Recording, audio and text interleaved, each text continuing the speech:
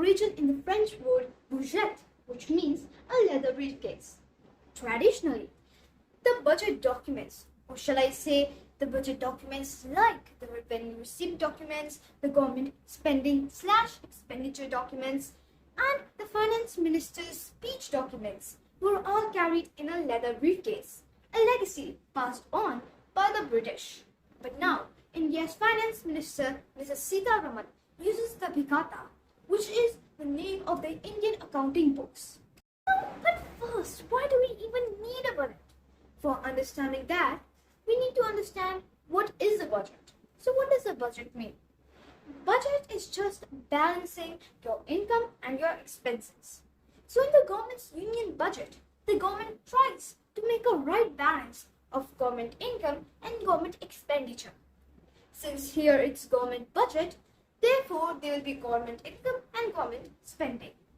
Today's topic is the union budget, or the government's budget, which is also known as the annual financial statement according to the Article 112 of the Constitution of India, and is an estimate of the income and the expenditure of a definite duration. So now, the annual budget is nothing but a plan laid out by the government for the incomes and the expenditures of the coming year.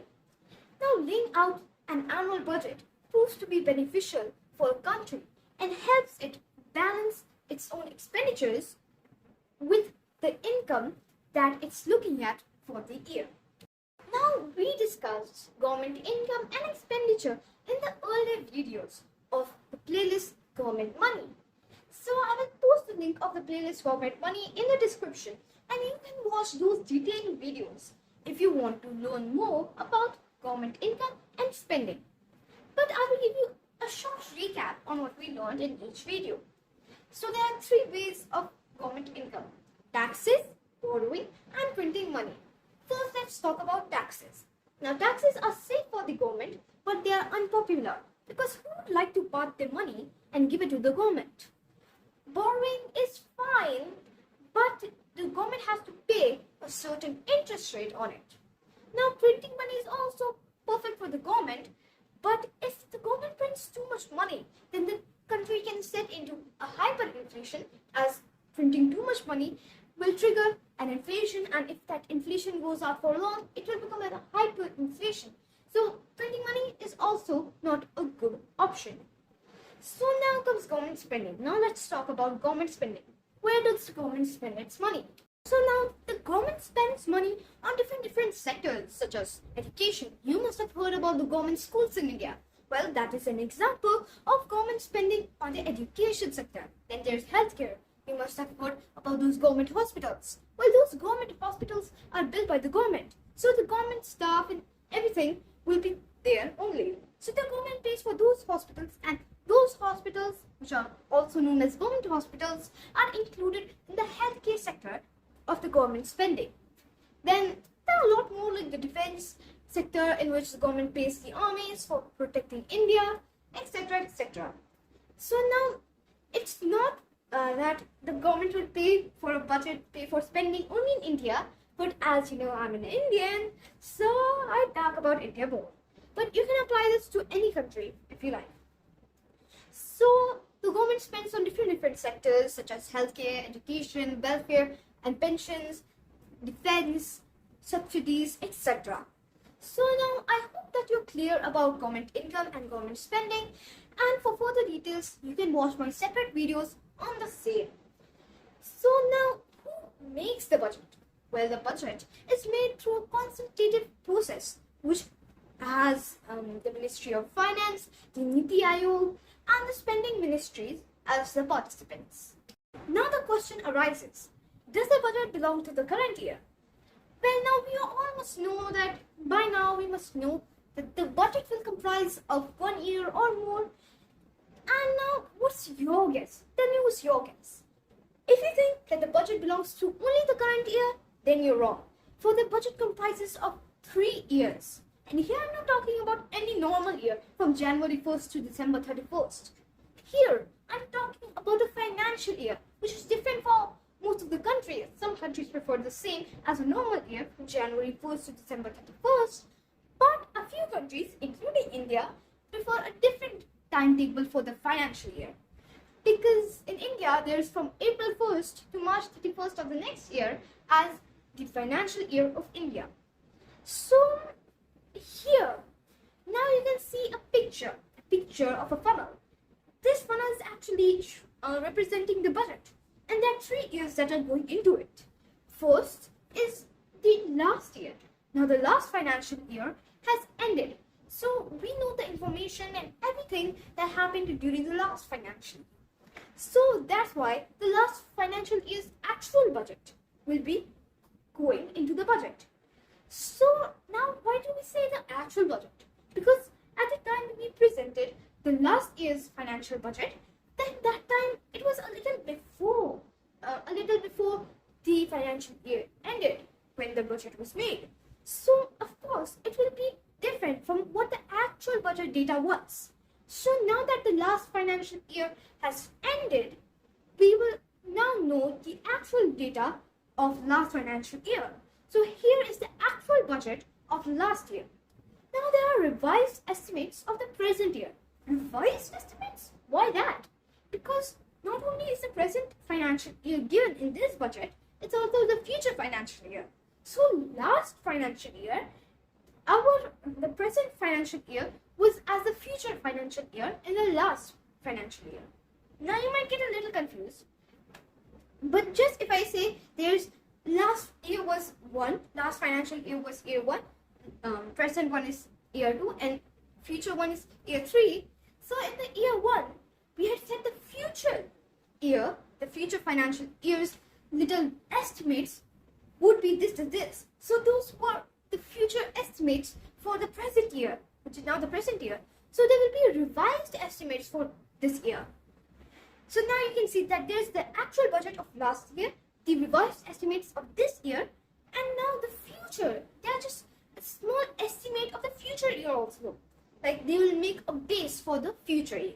So there are 3 years in the budget. There's first the last year, the actual budget of last year, then the revised budgets of the current year, the revised estimates for the current year, and then a small estimate of the next year. Now, I hope you understood this very clearly. Now let's take an example. Now I hope you understood all about that last year, present year, and future year in the budget. But let us use an example. Now what is happening is that nowadays 2023 to 24 financial year is going on. So let us take that example only. So first we will talk about the actual budget of last year. So what was last year? Well, last year was 2022 to 23. So we will have the actual budget of financial year 2022 to 23. Then we will have revised estimates of the present year, which is 2023 to 24. And then we will have estimates for the next year, which is 2024 to 25. Okay, now I hope you understood this with the example even more clearly. So now we've understood what a budget comprises of. So now we have understood what a budget comprises of. So now let's understand the budget life cycle, because of course the government's budget will also have a life cycle. So now let's understand it stage by stage. So the first stage is audit stage, in which the ministries and the departments present their needs and wants to the government. So they demand certain items that they need or want. And then the government identifies which one is an income and which one is an expense. And after that, they prioritize. They check which one is a need and which one is a want. So that happens in the audit stage. The ministries and departments present their demands, and then the government checks whether it's an income or expense, and then they prioritize the needs and wants. So then comes the formulation stage, where the finance ministry designs the budget and checks if there's a deficit and tries to narrow the deficit. And then after that, in the formulation stage only, they finalize the budget. Then comes the enactment stage, in which the parliament passes the budget. And after that comes the implementation stage, when the government implements the budget, which has already been frozen. So let's again revise what the budget cycle was.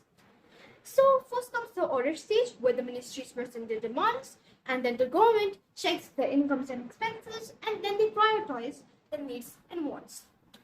And then comes the formulation stage when the finance ministry designs the government budget, and then they find the deficit and try to narrow the deficit, and then after that they finalize the government budget.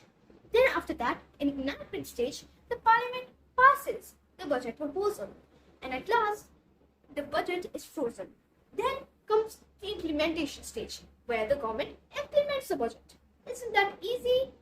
So now we've understood what a budget consists of and what a budget cycle is, or what a budget cycle also comprises of. So I hope you were able to understand these concepts clearly. As we discussed, the budget is just a right balance between the government income and the government expenditure. But there are three ways a budget can be. So the first way is the balanced budget. Now, as the name suggests, a budget is deemed a balanced one when the income is equal to the spending. So in a balanced budget, the government income is equal to is approximately the same, because it can't be very equal according to the figures, but in a balanced budget, the government income is approximately the same to the government expenditure. Then comes the surplus budget. Now, surplus budget, as the name suggests, the income is greater than the expenditure, which means that the government income is greater than the government spending. So over here, there's an extra amount of money which is called a surplus, hence the name.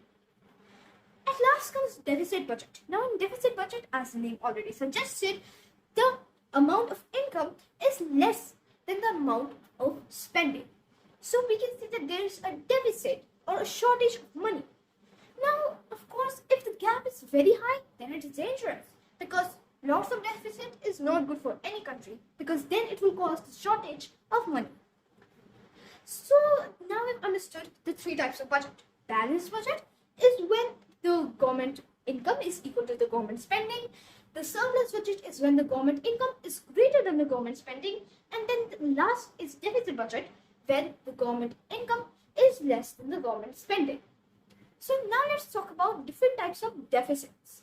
But to understand that, we first need to understand the two types of budgets. Okay, so let's start with them. So now there are two types of budgets, revenue budget and capital budget. Now first let's talk about revenue budget. As you can see, revenue and capital budget are divided into two parts, receipts and expenses. Let's first start with revenue receipts. Now, most of the things in the revenue budget are recurring. So the revenue income, or shall I say the revenue receipts of the government, are recurring and come on maybe a daily basis, weekly basis, or a monthly basis. So these also have no liability in the future. For example, there are taxes, there is rent on government property, etc. as revenue receipts. Then revenue expenses. Now in revenue expenses, of course, they are also recurring, but over here, the government production capacity is not increased, and there is no income generated for the future. For example, there are salaries, wages, interest payments, etc. as revenue expenses. Now comes capital budget. Now capital budget is quite the opposite of revenue budget, and just as the opposite of revenue budget, it is not recurring, or we can say that it is more like a once in a while income or expense. So first let's talk about capital income. Now capital income is just not a recurring income, and it's once in a while income. And this also has a liability in the future. For example, there's treasury bills, or there's short-term debt, bank debt, etc. are considered as capital income. Even disinvestment is an addition in capital income. So then comes capital expenses. Now capital expenses are quite the opposite of revenue expenses. In revenue expenses, there is no increase in the government's production capacity, but in the capital expense, there is an increase in the government's production capacity. Also, there is income generated in the future in the capital expense. For example, the building of a new hospital, the building of a new airport, etc. are once in a while capital expenses. So now we've understood what are the types of budget, revenue budget and capital budget, and also their different parts. So now, as I promised, let us discuss the different types of deficit. There are four main types of deficits. So now first is budget deficit, which is total expenses minus total income. Then you say, why shall we subtract income from expenses? Well, as it is a deficit, the income is lower than the expenses, and so we have to do it the other way. So the budget deficit is equal to the total expenses minus the total income. So here there is no exception made to the income or expenses. But next comes fiscal deficit, which is total expenses minus total income excluding borrowing. So here there is the exception of borrowing in the income part. Then comes the primary deficit, which is fiscal deficit minus interest payments. And as I already told you, fiscal deficit is total expenses minus total income excluding borrowing. And the last is the revenue deficit, which is total revenue expenses minus total revenue income. Here, the concept of revenue budget's deficit is taken. Now let's learn some of the government's plans for the budget of year 2023 to 24.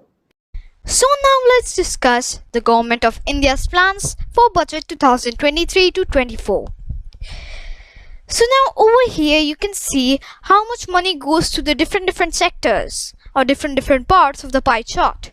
20% goes to interest payments, 18% to state's share of taxes and duties, 17% to central sector schemes, 9% to centrally sponsored schemes, another 9% to finance commission and other transfers, 8% to defense, another 8% to other expenditure, 7% to subsidies and 4% to pensions. Now you can see that the government has allocated different amounts of money from the most to the least. So the most of the money has gone to the Ministry of Defense, which is 5.94 lakh crore. 5.94 lakh crore. Damn, that's very much. Then there's Ministry of Road Transport and Highways. So over here you can see this 2.7 lakh crore allocated for this. Then there's 2.41 lakh crore for the Ministry of Railways. And you can see that the government has invested in lots of other things as well. And the government is even invested in the Ministry of Communications. Or shall I say the government has spent on the Ministry of Communication of 1.23 lakh crore rupees. Now we can also see that there are many major schemes and the government has allocated crores of rupees for these. Like there is a Northeast Special Infrastructure Development Scheme. Why there's a special infrastructure development scheme in the Northeast only? Well, since many years the Northeast has not been developed and most of our borders are there only. So the people, as soon as the infrastructure will be developed, the people will start being developed and will understand the importance of defense and other sectors over here. So you can see that in 2022 to 23 there was 1,419 crore allocated for this project, but in 2023 to 24 there's 2,491 crore rupees allocated for this scheme. Now you all must know what is green growth. Green growth is greenery, good environment, safe environmental growth. Well, there are lots of schemes for green growth. So first there's PM Pranam for promoting usage of alternative fertilizers. Then there's Green Credit Program, which is to incentivize sustainable actions.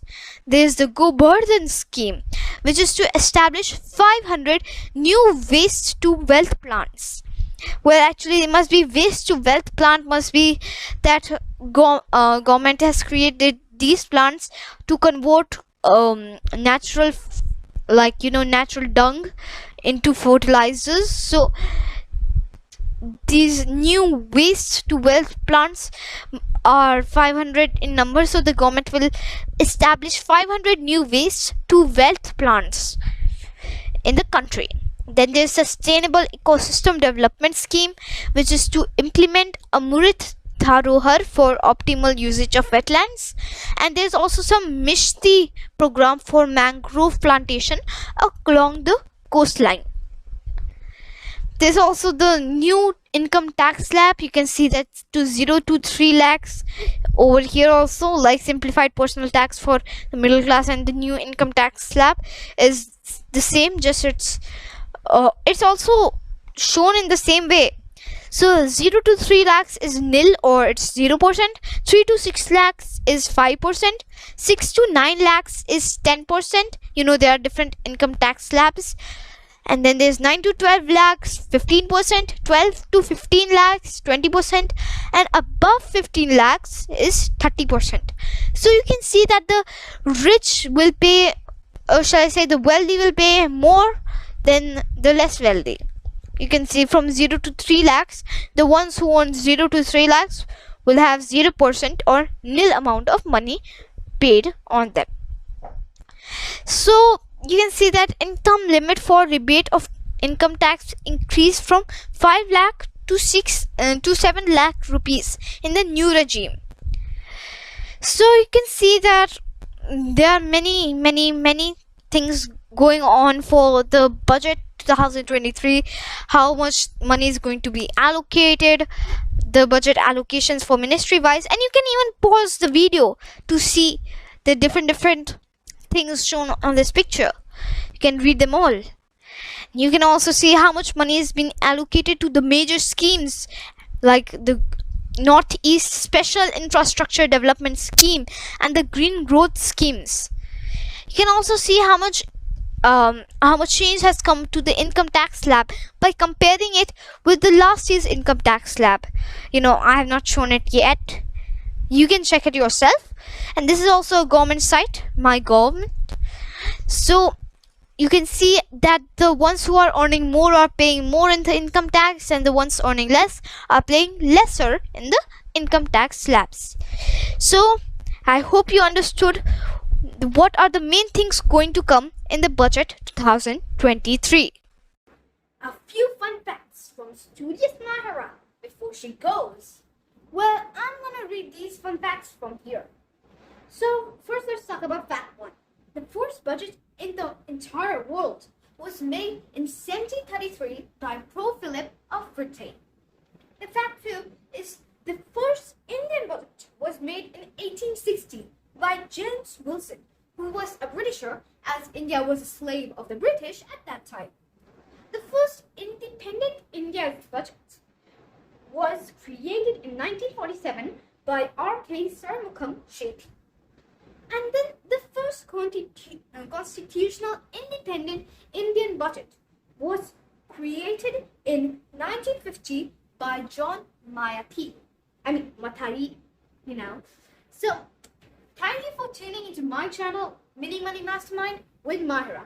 I hope you found the information helpful in your journey to financial success.